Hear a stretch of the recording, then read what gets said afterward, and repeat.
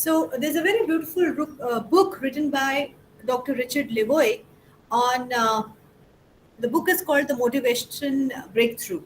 So this whole PPT has been created on the basis of some very enriching inputs that Dr. Richard Levoy has given in his book. The book is very relevant for school students as well as college students. Though I know the audience today is college students, but I'm sure you have younger children. There might be few of you have younger children at home. You will find the resource very useful. Okay, so as I said, that motivation is the key to learning. And I mean, if I ask you, who was your favorite teacher in school and why? You can unmute an answer, or you can use your paper and pen, or you can use the message box, the chat box to answer your question. Who was your favorite teacher and why?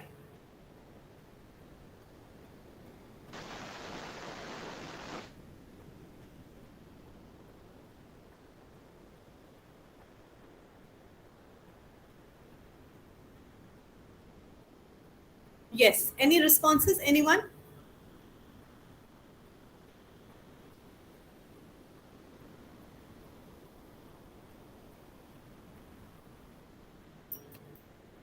Who was your favorite teacher and why?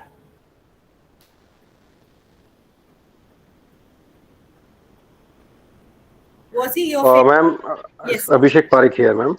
Yes, Mr. Parik. Ma'am, my favorite teacher was Jaya Bansal, ma'am, Okay. Because. because the way she used to handle the queries, ma'am, it made us so comfortable that we were never shy of asking even the silliest questions. That Correct. was the best part. Although we realized in the end that oh, it was a silly question that I asked, but still she has that window that yes, you can peep out and you can ask the questions. This is what I also do in my classes. Fantastic. I was just waiting to hear that. See, she inspired you to become the teacher you are today because her non judgmental, non critical attitude gave all of you this safe space. Maybe, sir, at this age, you're calling that question silly, but probably at that particular time, that question was the most important question in your mind. That's how you felt the need to ask that question.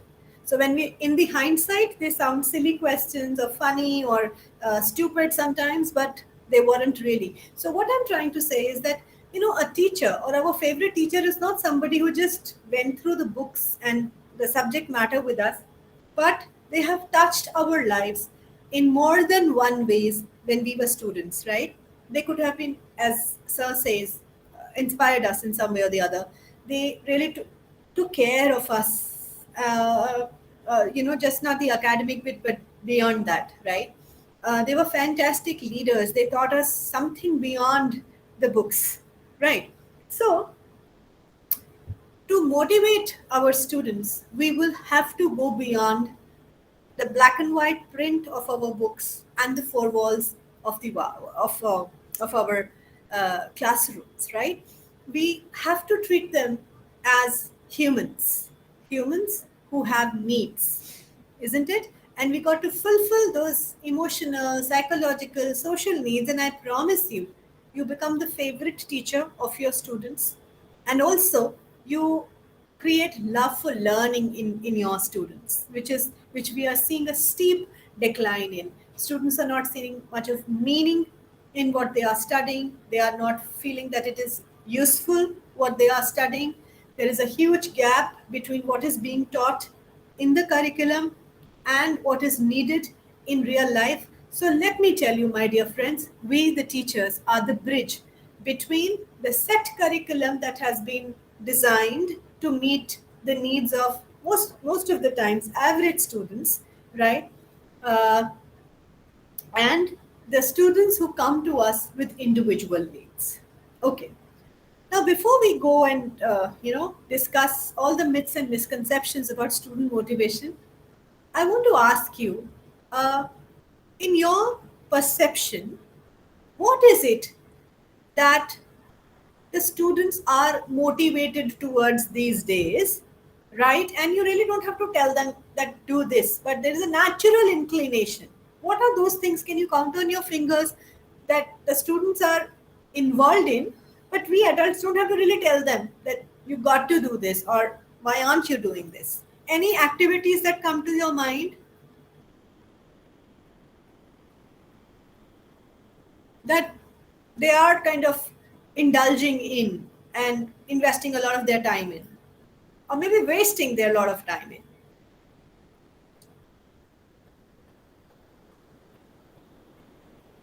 Yes? Any responses? Social. Social media, madam. Yes, They ma'am. are very much, yes. Totally in chorus. Social media. What else? Yeah. Then other And cultural programs. cultural co-curricular. Yeah, maybe yes. Yeah. Things outside the classroom where we don't have to tell them, but yeah, they cultural activities, co-curricular activities, friends. Yeah. Yeah, they Yeah. spend a lot of time with their friends, and we don't really have to tell them ki go socialize. Anything else that comes to your mind? Sports, these things. Sports. Yeah. Okay, ma'am. Co-curricular and extracurricular. Co-curricular and extracurricular. Okay, so there must be something about friends, co-curricular, extracurricular, and social media that is enticing them, that is attractive enough to pull them towards them. Can anybody point out what are those things that a student is naturally inclined towards these things and not towards education?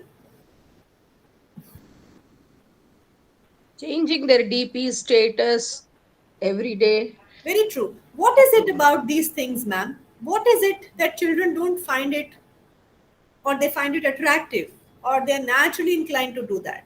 What is it in these activities? I'm asking for the underlying factors. Ma'am, That maybe they are that more uh, attracted towards those. Sorry. Their attraction is towards social media nowadays more than Correct, ma'am. It studies. is, Yeah. no doubt about it. I'm asking, why do you think they are attracted towards friends and social medias, curricular and extracurricular, and not towards education? I'm asking you, what could be the undercurrent?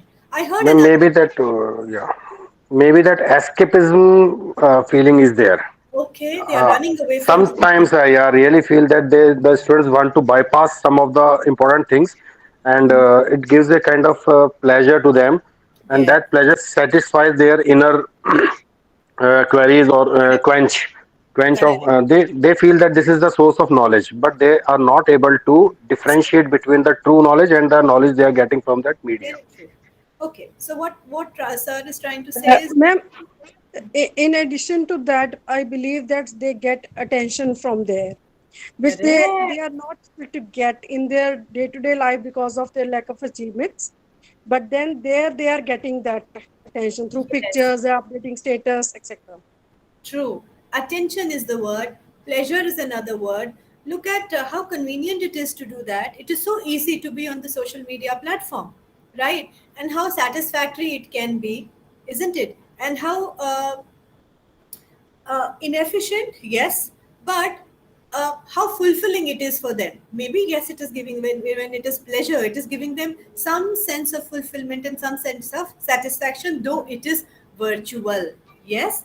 So now, what I'm trying to say is that if the same factors can be incorporated into classroom, attention, making things easy, convenient, giving them a sense of satisfaction and fulfillment out of whatever is happening in the classroom, right? Making it appear relevant to their real life, making it count. So whatever we are teaching, if we are able to cater to these needs, attentional need, pleasure, convenience, or easy thing, yeah, or probably fulfillment, satisfaction, and they are able to see something, some meaning into that. So we will be able to make classrooms more interesting. Okay, and of course, in due course of this session, we'll be talking about how do we do that, because everybody tells us what to do, but the how remains unsaid and unexplored. So this whole session is going to be about the how of it. Okay, so do something. If it works, do more of it. If it does not, do something else, but please don't give up. Keep trying one thing or the other. And if it works, stick to it. If it does not, let's try something else. right? So first myth about motivation is that Danny, nothing motivates him. It's just not possible that there is nothing that can motivate a particular individual. There has to be something that is liked by each one of us. Our job is to find out what works. And I heard all of you say the things. Anything that is easy, anything that is meaningful, anything that is interesting, anything there I get attention, and I get some sense of engagement will motivate me. Now, what is that anything is something we got to discover, right? So, the trick to motivate the students is to do that which you wish him to do. If you do certain things yourself, I'm sure they're going to watch you, observe you, and imbibe a lot of such things in their behavior, right? So, students will be motivated to avoid embarrassment, avoid failure, right? So, students who refuse to do their work or appear to half try are usually extremely motivated to avoid embarrassment and failure. So we can also explore this end also. What I'm trying to say is that there are certain students who get motivated because they desire something or want something out of it. And there are others who get motivated or who do the work because they want to avoid certain things. So we got to find out what is working well for the other. Then we think that students are motivated on a particular day and are not motivated on the other day. Even that's not possible, right? The field of psychology recognizes that motivation is a relative constant. Okay, somebody could be tired, somebody may have had some setback, somebody may be going through something difficult. That is why he's not as interested or articulate in the classroom. So, to make sense of this, just replace the word motivated with love. One day he's in love or he is fond of someone, and the next day he's not fond of someone, right? And that something is padai. It's just not possible. So, if a child is motivated to learn mathematics, he is motivated to learn mathematics all the time.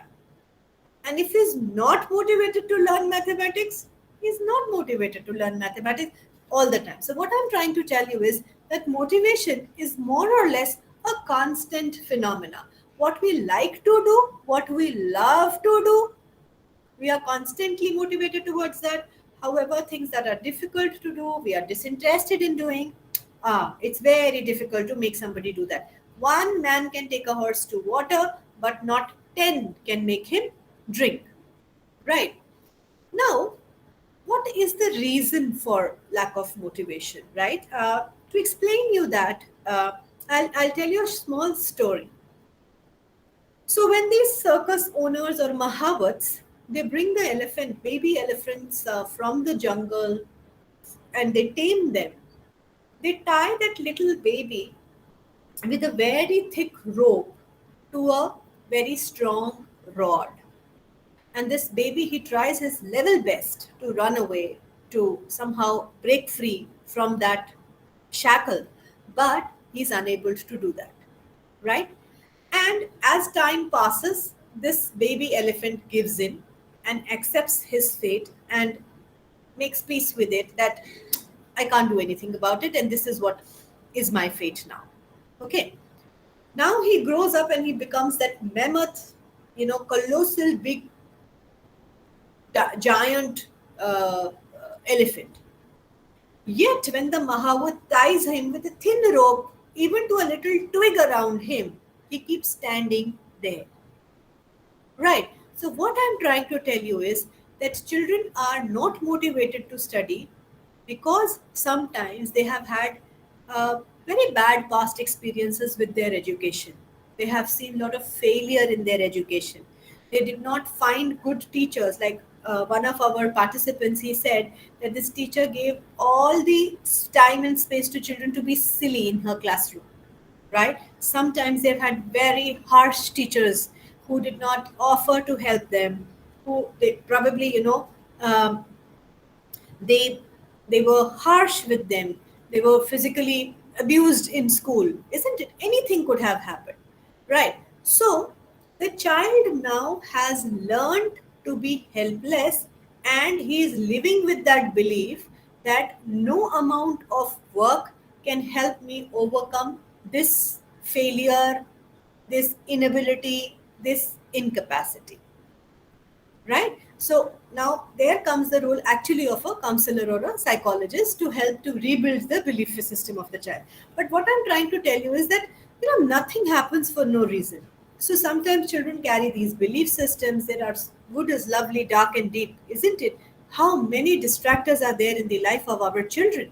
It's not easy to be a young adult in this distraction full, social media allured world. It is so difficult to focus when every 6 to 7 seconds, that's what the data says, there is a distractor every 6 to 7 seconds in our surrounding environment. It could be a WhatsApp ping, it could be an email that has just landed in your phone, or it could be any other social media notification, it could be apps ka notification, and so much more, right? So it's actually very difficult to stay motivated, to stay focused. Okay. Now, there are different approaches. One of the approaches is do it for them. Well, then you're making them dependent. Do it with them, and that's a very healthy approach. So, and then you watch them do it, and ultimately have them do it. Like you have taught them how to do it in a very subtle manner, and ultimately you are letting them do it themselves. Right? Okay.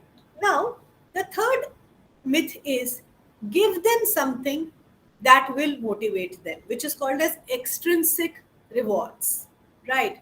So in extrinsic rewards, I completely understand that at the college level, they don't really work wonders when it comes to stickers and money.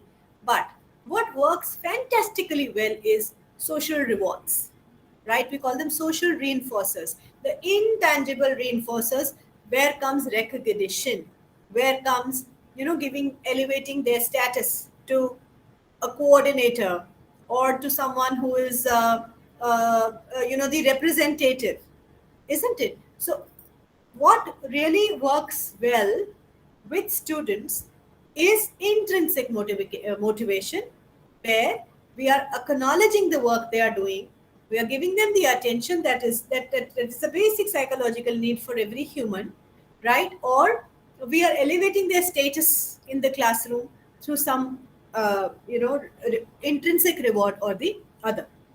Now, please remember here that all of us, we human beings, we have three basic psychological needs.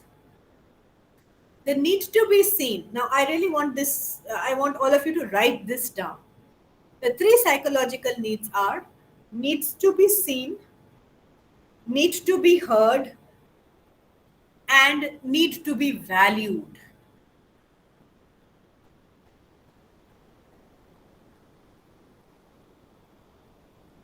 Need to be seen, need to be heard,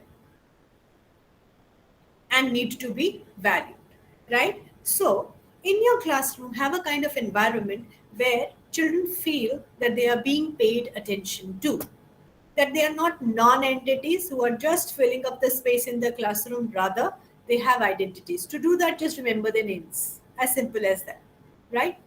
Need to be heard. Now, this gentleman who just shared his childhood experience, that the teacher allowed them to question anything that, or to ask any question that come to their mind and never judge them, right? And never rebutted them for that. It clearly means the teacher fulfilled the need to be heard by the child, right?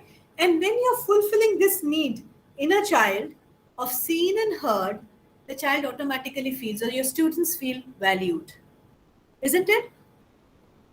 So, there are three A's I'm going to share with you if you really want to make your classroom warm places where there is a sense of uh, connectedness in the students and with your students, right?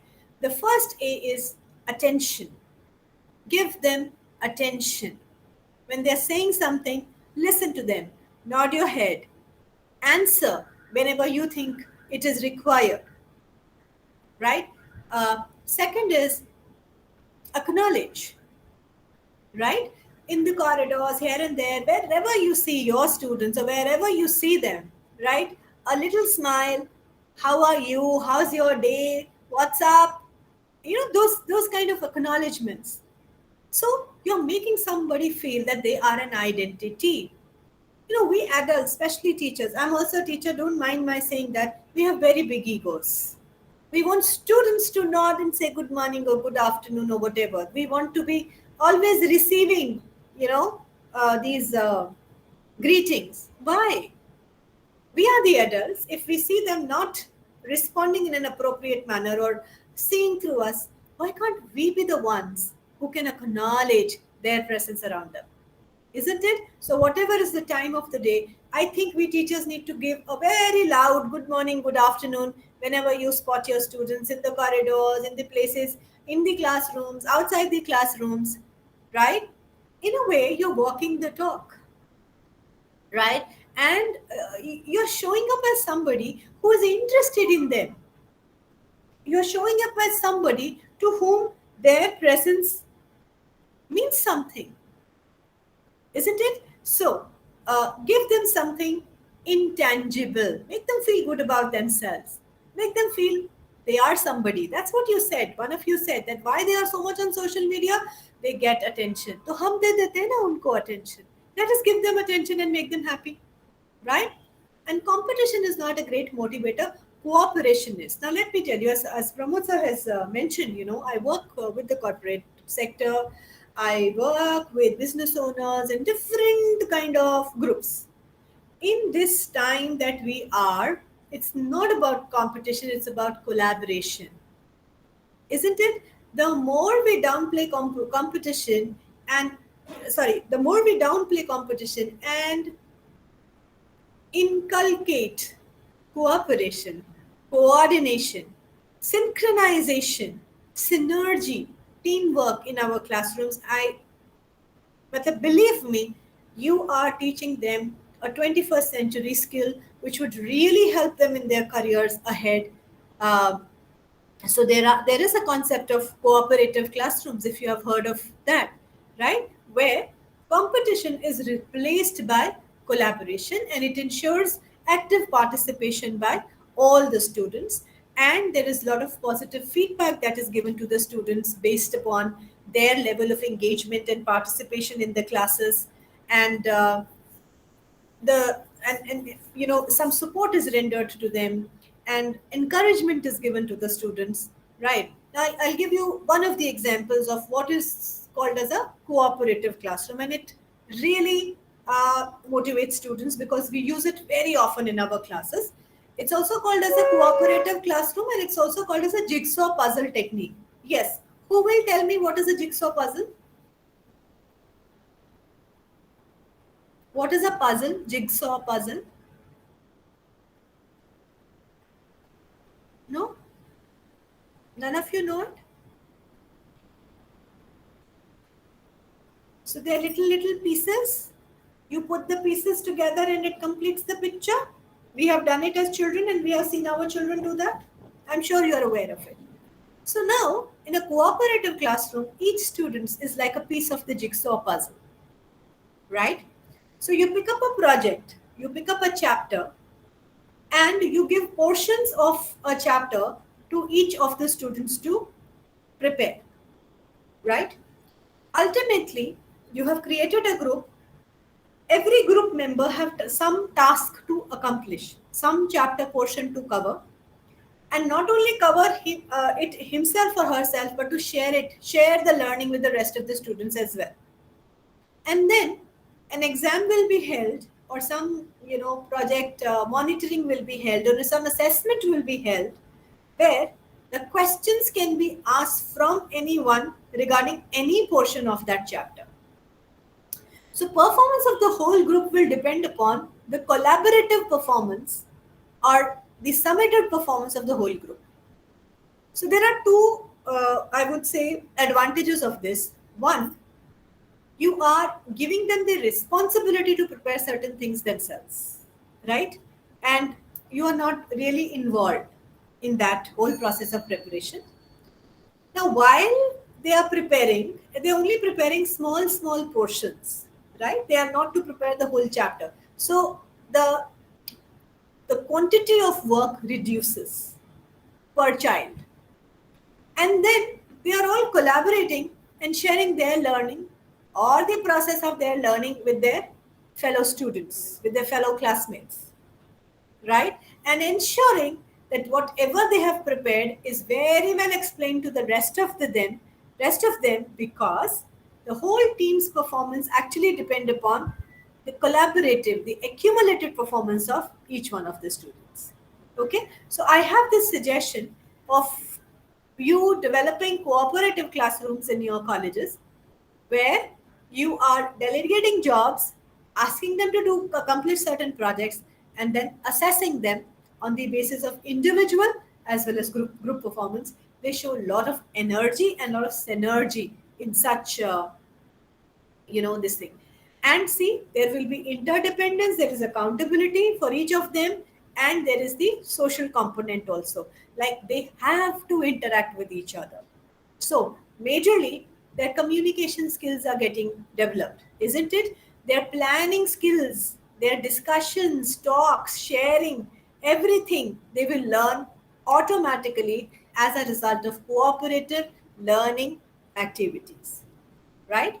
Now, my question to all of you, can you immediately think of something, some project, some chapter where you can create a cooperative learning classroom by giving that particular chapter or that particular project to your students? Anybody? Do you have any idea?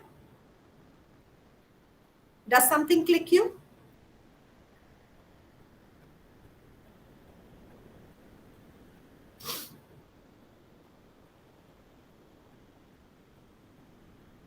So nobody has anything to say, right? I'm the only one talking here.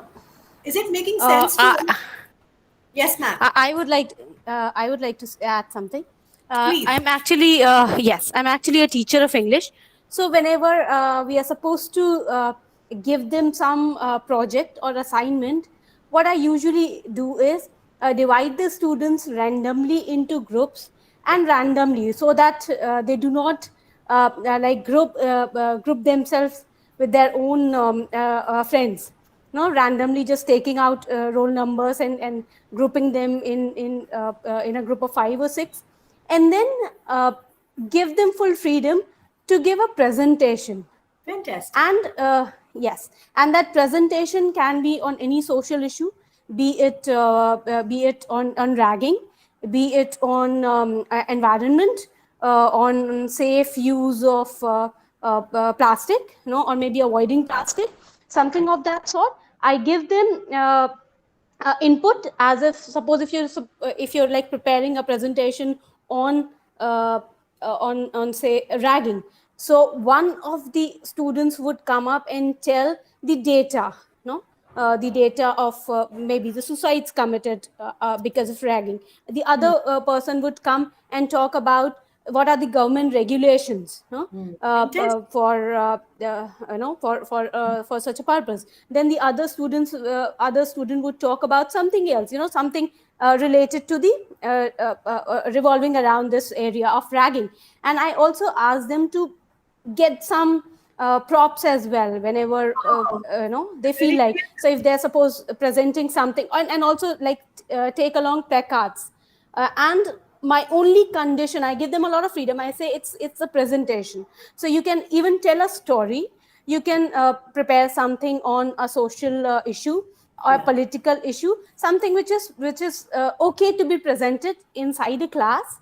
Yeah. And my only condition is that each student should come and speak.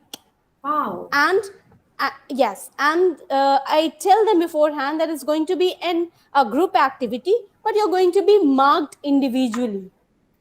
So I mean, and that has yielded wonderful results. Really? Students take a lot of interest. Yes, students Yes. take a lot of interest, especially when you ask them to like to bring props and give them freedom as well. So they use they use their mind. They Yes. turn out to be very creative, and it has yielded good results for me so far. I take up this activity almost every year. Oh, fantastic. So, see, there is a instant testimonial to how well students respond to cooperative classrooms. Giving group Ma'am, presentation with speech and individual motivation chart. You're doing a great job, ma'am. Please, I mean, this is so much to ma'am, learn from. Abhishek Parekh here, ma'am, again. Yes, Abhishek. I'm from Government Polytechnic College, Alwar, ma'am. I'm working as a lecturer in English and Okay. also working as soft skills trainer. Oh, So for the third year students, ma'am, whenever they were asked to conduct the group discussions, G. there was always a hesitation in them. Yeah. And the main reason was that lack of subject knowledge, or you can say the lack of depth in the topic that was given to them. Hmm. So I decided to do that collaborative that term you are using here. Elaborate, Lwani. Hanji. I divided them into two groups. One Okay. group was named as cat and another group was named as rat, RAT. So it was like something very catchy for them. I said, okay, we will not do the GDs. We will play cat and rat this game. So they were interested. Okay, sir, how it goes? I said one group will sit, and the full form of CAT is, ma'am, collect and transfer. Oh, And for RAT, it is recollect and transform. wow. So one group was assigned the task of searching the subject. Like they are going to, like ma'am, discuss a few subjects like anti-ragging. Okay, like ragging. So one group of students will work on how ragging is bad for us, why it is bad for us, why it is not a good thing, why it should be abolished. Or they will bring it in writing. They will write the notes. They will put the points there, and next day they have to choose some random students in their team. Okay. They will collaborate with those students.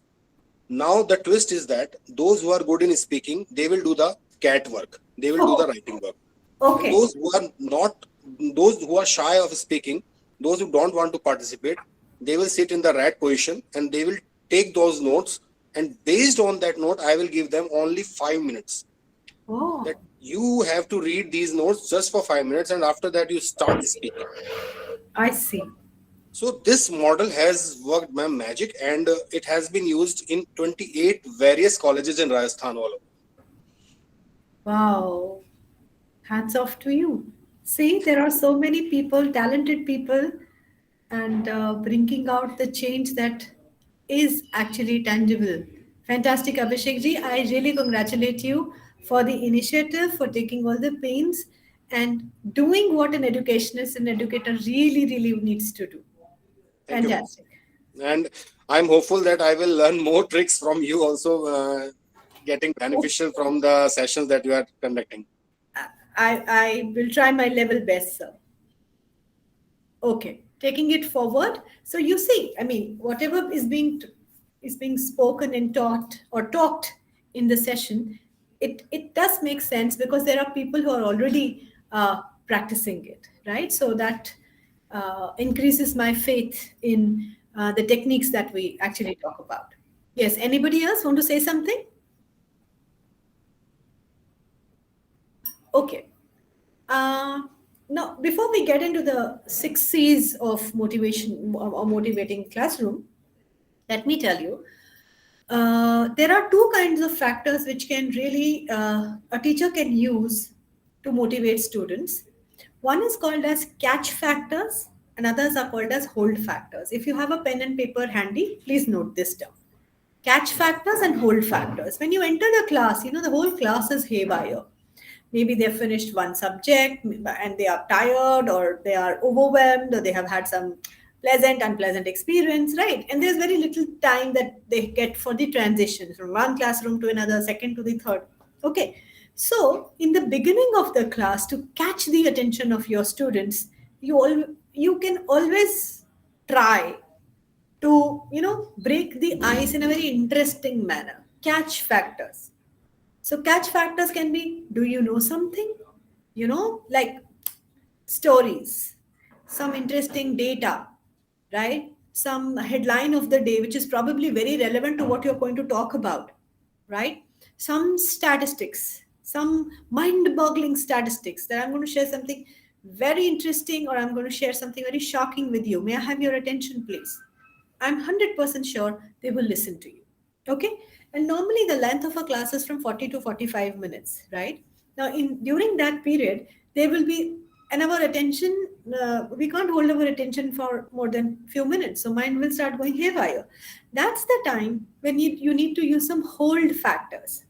Hold factors, and I think one of the best hold factor is humor, cracking a joke in the classroom, or a tiny little anecdote. So I told you that elephant's story. So stories, they act as a very interesting hold factors. I think every teacher must be a very good storyteller, isn't it? Because we all, not just children, not just toddlers and babies, we adults also love to hear stories. And again, and a testimony for this is all the religious channels, right? So most of these religious preachers, they, what are they doing? They are narrating some story or the other from our these scriptures and from mythology, and how people are glued to those stories, isn't it? So I would request you to prepare a lot of stories. So let's suppose you're teaching a science ka project, okay, or a science ka concept. Now that concept must be given by someone. So how I make my classrooms interesting is I will tell them some very personal data or some personal anecdote from the life of the psychologist I'm going to teach them.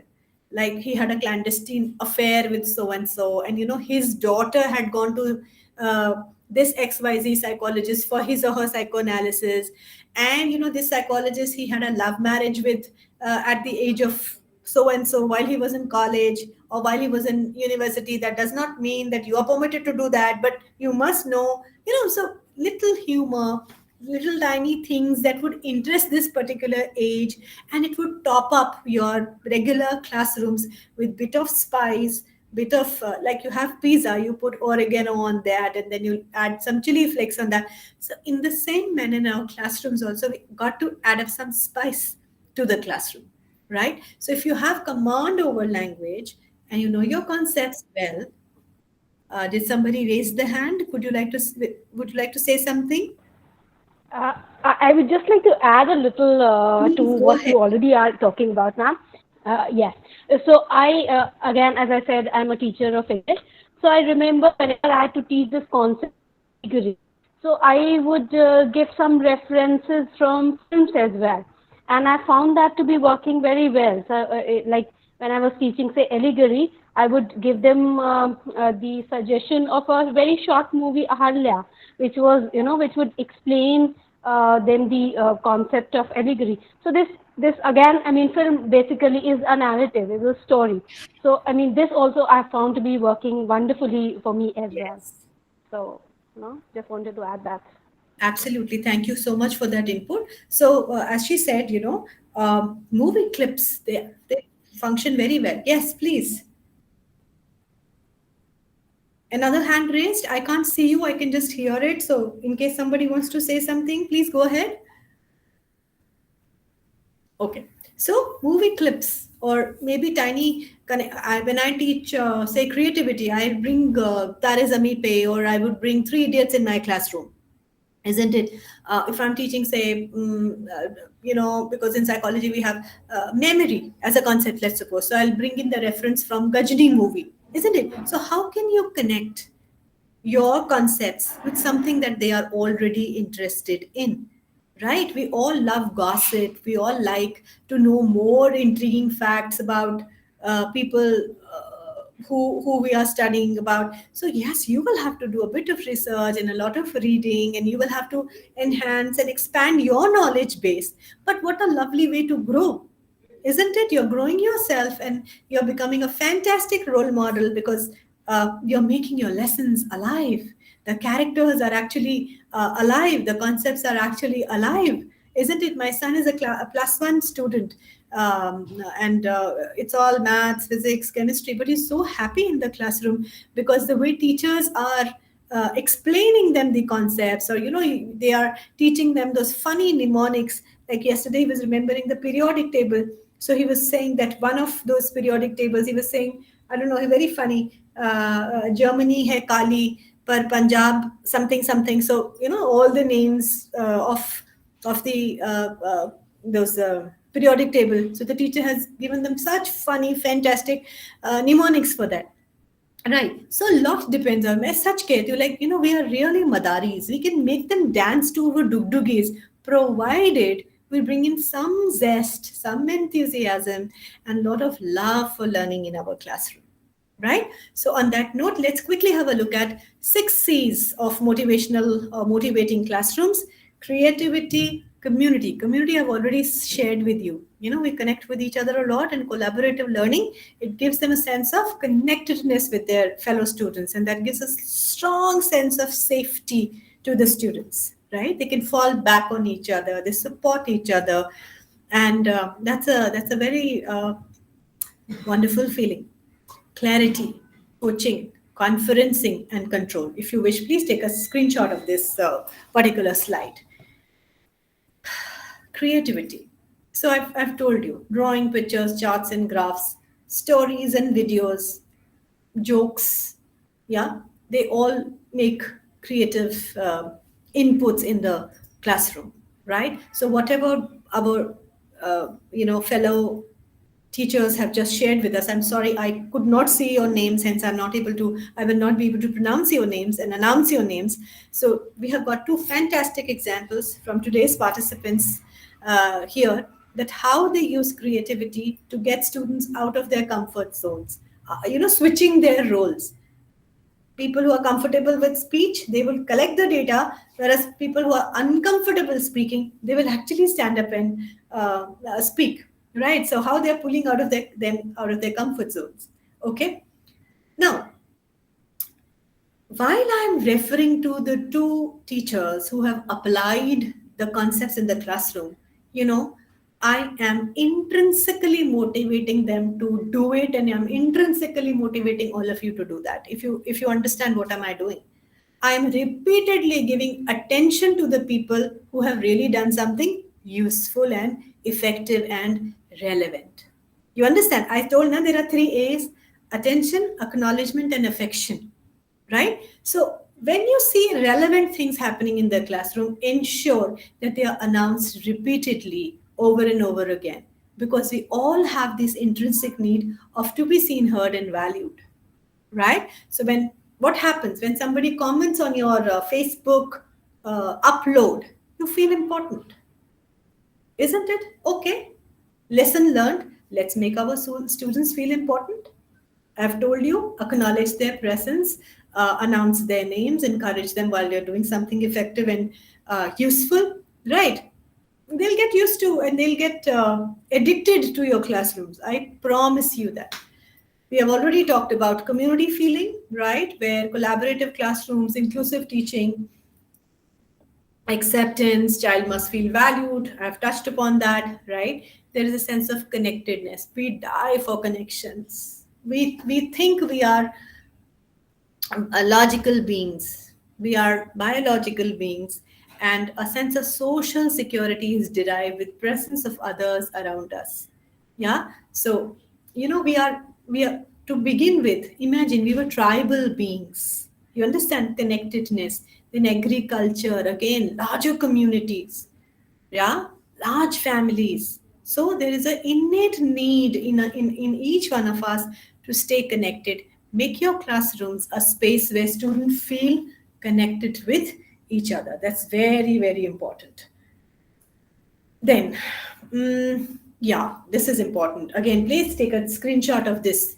Greet students well, smile, make an eye contact, call them by their preferred names. Our name is the most loving, most sweetest, most sound to our ears. So if you could remember someone's name, nothing like it. So if you had taken note of it, I could not see the name of our fellow participants. I acknowledge that, and I'm sorry I will not be able to announce their names. You understand why? Because names are very important. Okay? Be attentive, active listening. Sir mentioned it. If you are paying attention, if you're maintaining eye contact, if you are nodding and making them feel heard, right? Nothing can be more effective than that, right? They will open up, they will share, they will respect you, they will listen to you, and your opinion will matter in their lives. Criticize in private, praise in public. One skill, I know most of you would have it, but anybody who doesn't have it, forget everything, just take this सब कुछ भूल जाइएगा, बस ये slide की content याद रख लीजिएगा. You'll make a fantastic teacher, right? Because good teachers have to be good human beings first. I firmly believe that. Circulate around in the room or any such space, acknowledge their progress, even if it is from C2 to C1. Acknowledge it. That is very, very important, and you don't even have to spend a penny for that. All you need is a polite, courteous, verbal, I would say, vocabulary. That's it. You've done a great job. Even though don't even say, even though I can see you're progressing, right? I can see you're working hard to get where you are getting, right? And have a one-to-one personal relationship with your students too. So if a student has been missing from the school or college for about a week, I think it becomes our responsibility to just drop a text. Haven't seen you in the class for a week. I hope all is well. Or when they come back and join your college, ensure that you tell them that, oh, we missed you. Where were you for all this while? I hope all is okay at home. Isn't it just this thing that my teacher missed my presence, that I was noticed or my absence was noticed? It is going to make a huge difference to that one person in your classroom, right? So small little things, but they make huge lot of difference uh, in regard to how they feel about themselves and how they feel about you. And once you have established that rapport and that connect with your students, and you are enriching their course content, and you are taking care of this catch and hold factors, they are sold out. I promise you that you are their favorite teachers, right? Then, yeah, there has to be a lot of clarity in the classroom. This is very, very important, and clarity comes with consistency, right? So then there should not be any ambiguity in the classroom. That's very important. Very concise directions, right? Very clear rules, procedures, what consequences would follow if things are not done in this manner, and then consistency in that is very, very important. Okay, don't wait for the rules to be broken and then bring them up. Rather, right in the orientation lectures, ensure that you are sharing what is your expectation from your students in the class. Like I teach adults, they are most of the times they're masters students. So I tell them that you don't have to seek my permission to get inside the class or go outside the class. You're free to move whenever there's an emergency or whenever you feel the need for. You don't even have to stand when I come into the classroom. You can ask as many times or as many questions as you desire, because I am teaching young, responsible adults. However, you will not miss any test, right?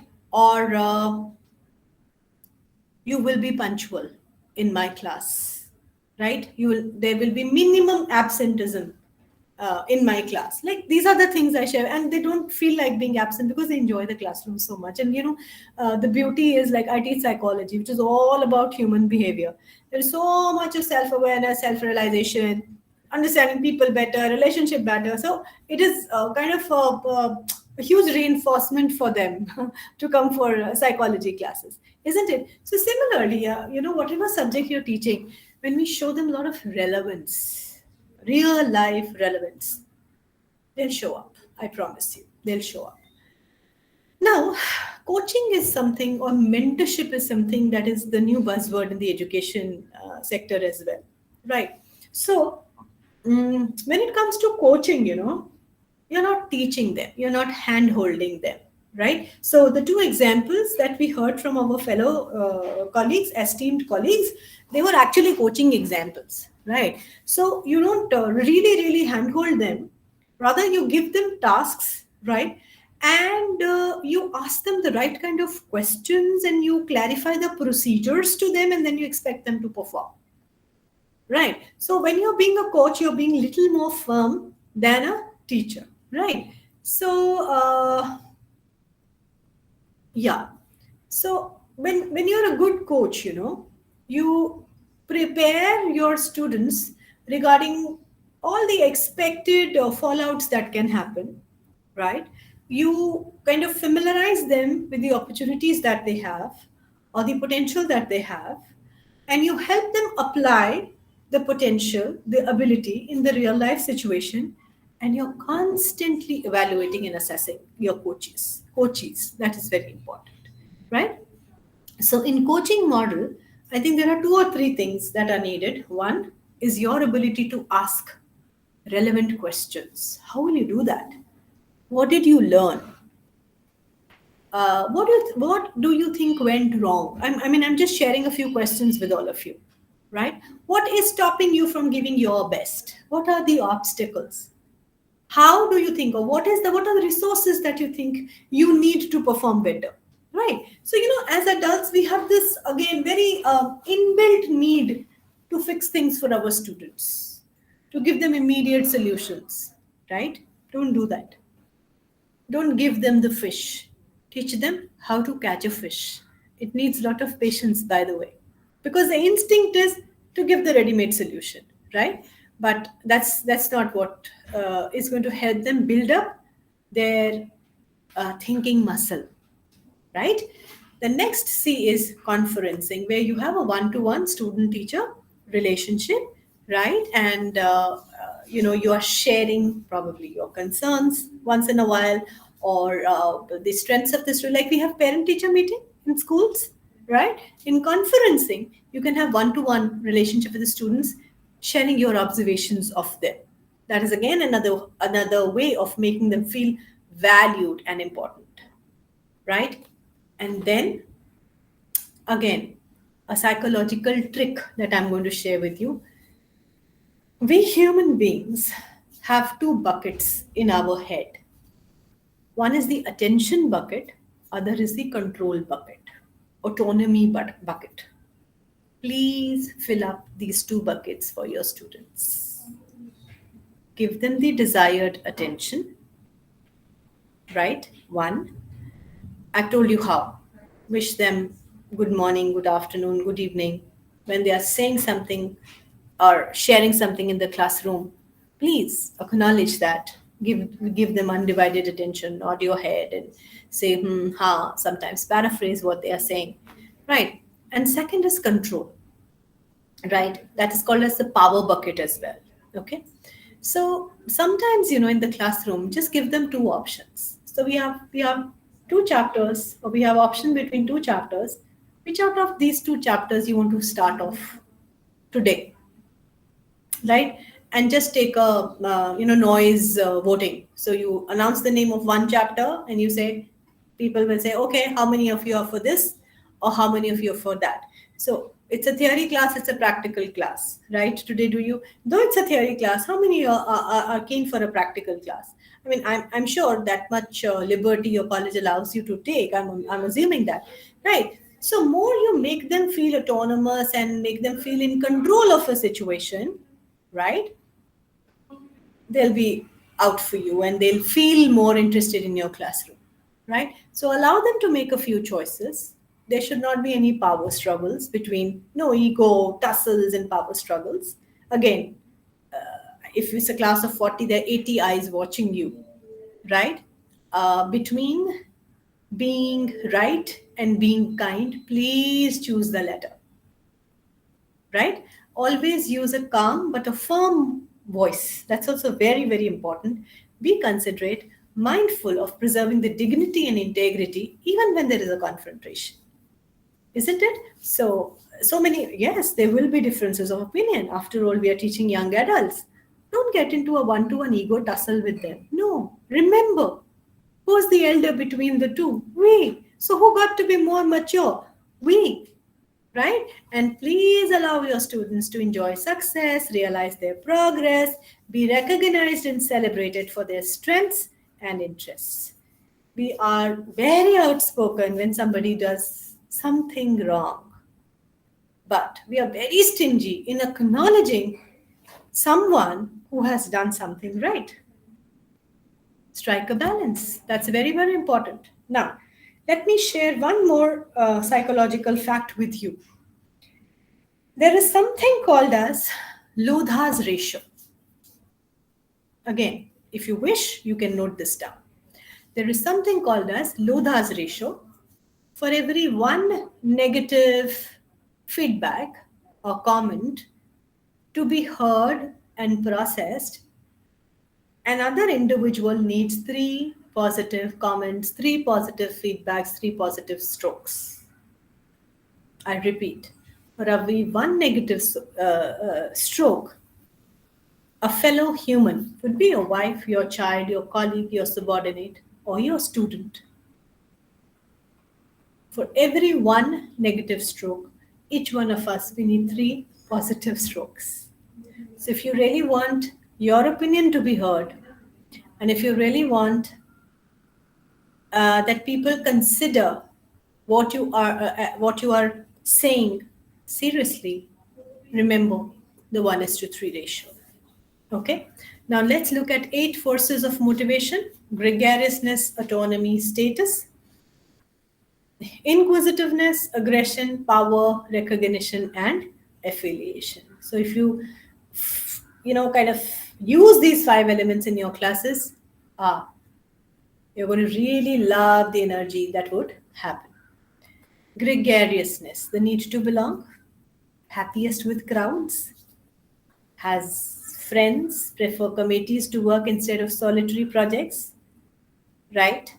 Puts a lot of effort in establishing, maintaining relationship. So this is the kind of person called the gregarious person. Please see how many are correct for you. Are you happy with the crowd? Do you enjoy a lot of friends?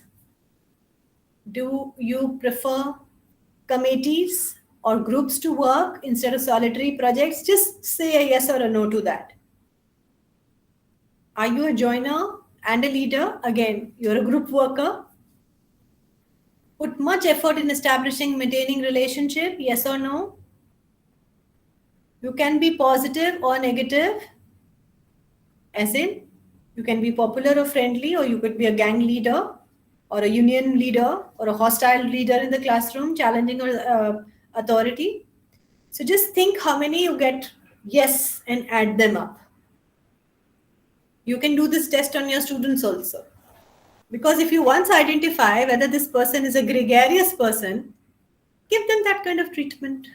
Give them that kind of opportunities where they can be with groups, where they can be with people, where they get an opportunity to become a team member or lead as team members. Then they can be leaders or followers. So figure it out.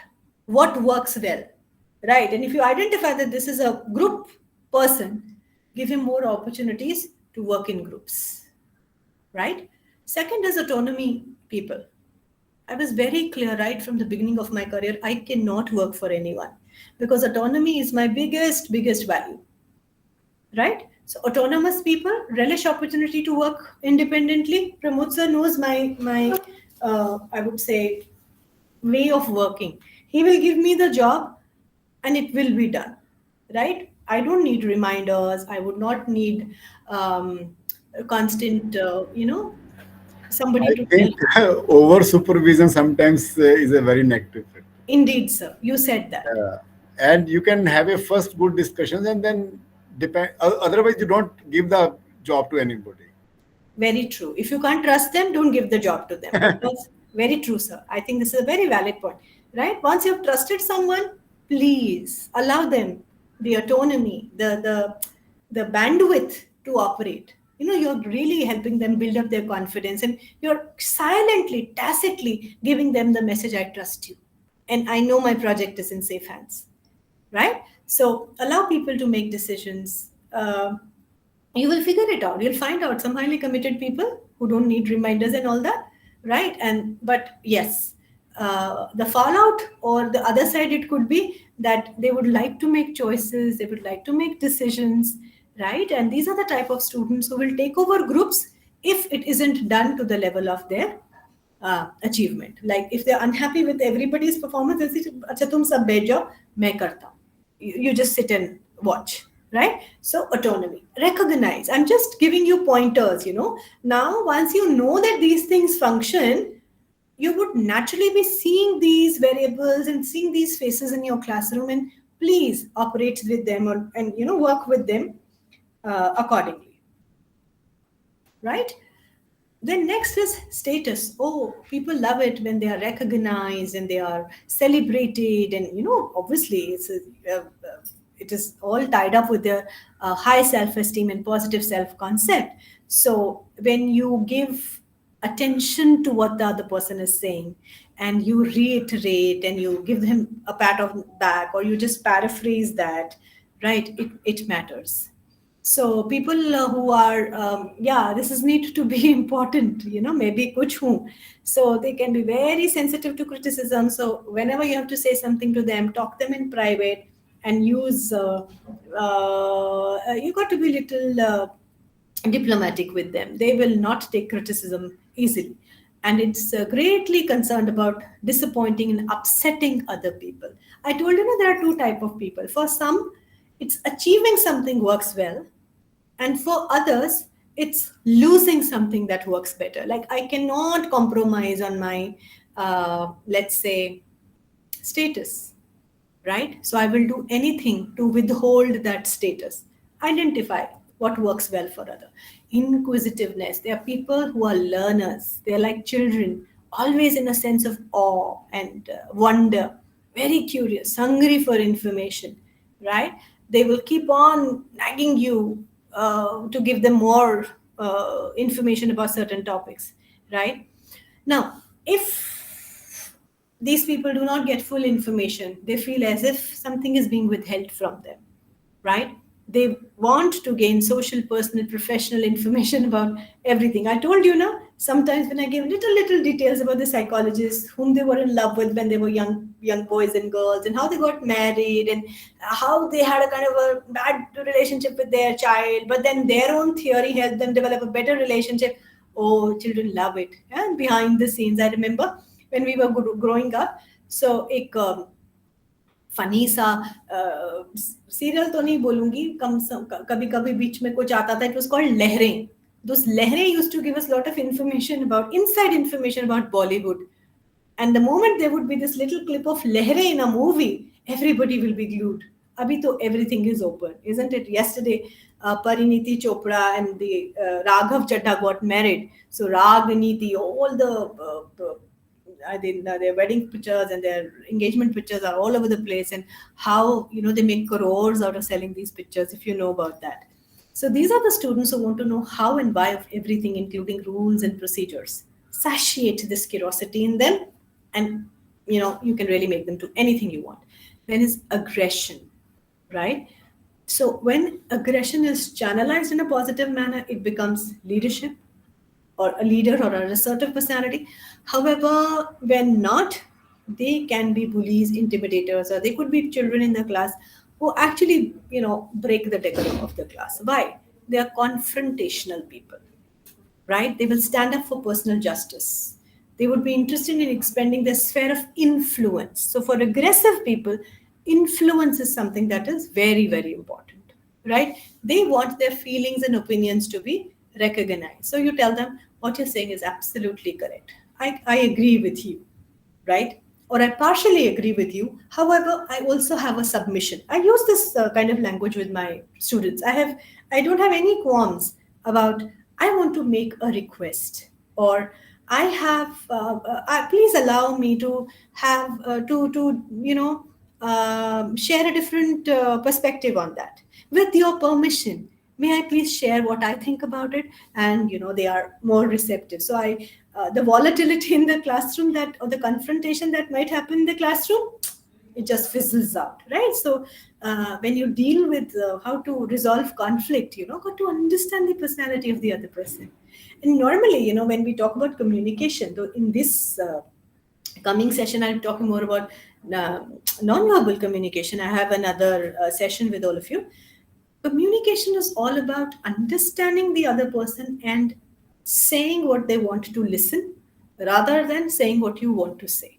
So when you know that there is an aggressive, confrontational student, individual in your class, tone him down by using language that is not triggering language, right?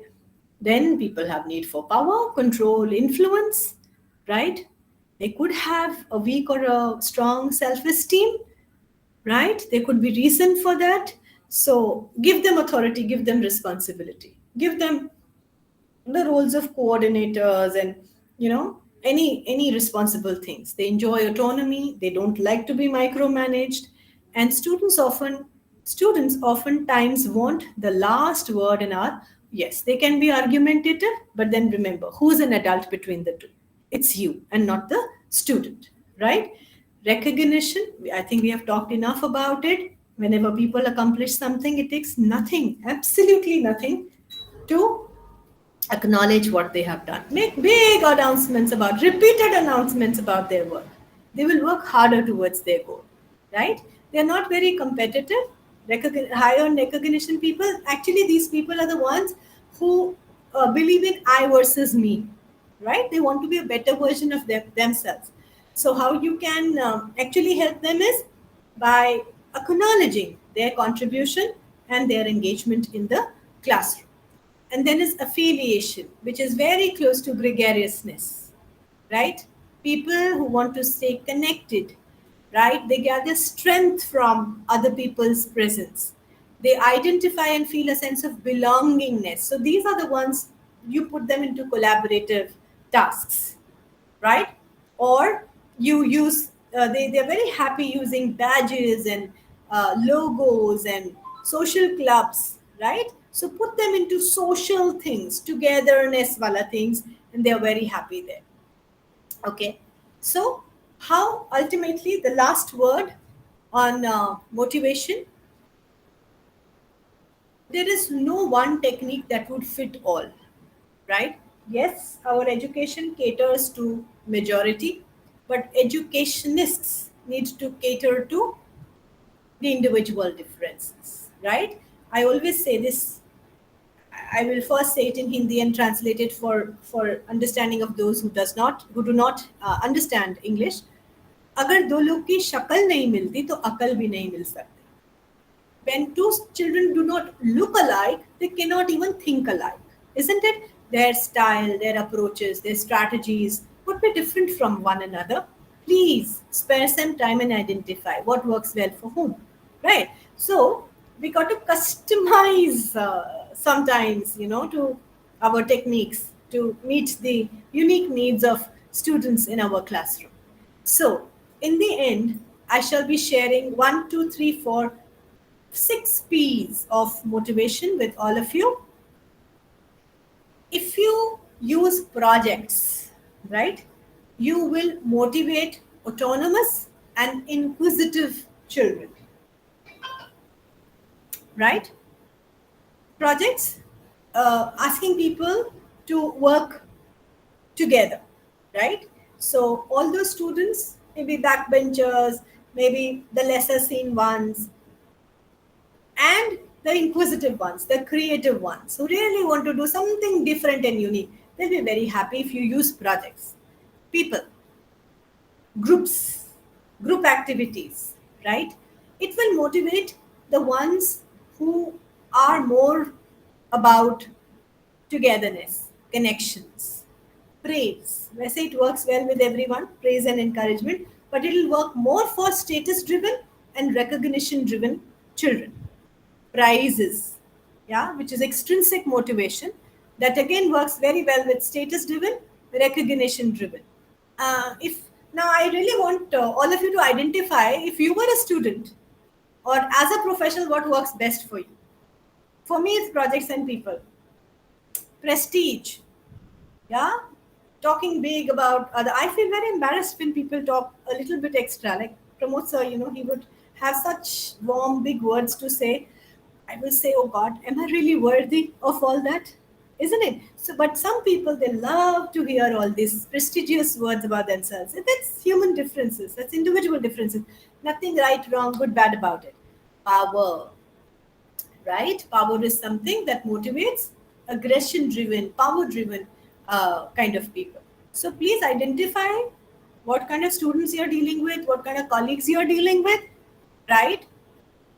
Cater to their need, fulfill that psychological need in them, right? And I promise you, you are the most loved teacher and you are the most followed leader in your organization, right? So if the child cannot learn the way you're teaching them, we must teach the way that they like to learn. Again, this is a quote by Richard Willie and Melinda Bartnett, right? So that is all I wanted to share with